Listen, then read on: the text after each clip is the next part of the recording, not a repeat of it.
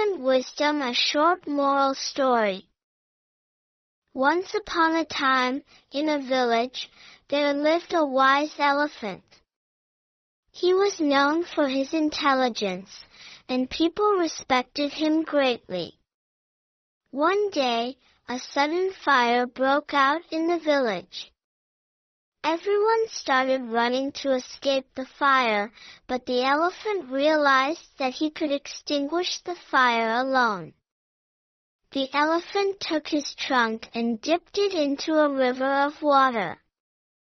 Then, he carried the trunk filled with water and threw it onto the fire. The cool water from his trunk helped put out the flames. The elephant saved everyone from the fire. Moral: wisdom and quick thinking can help overcome difficult situations. Thank you for watching.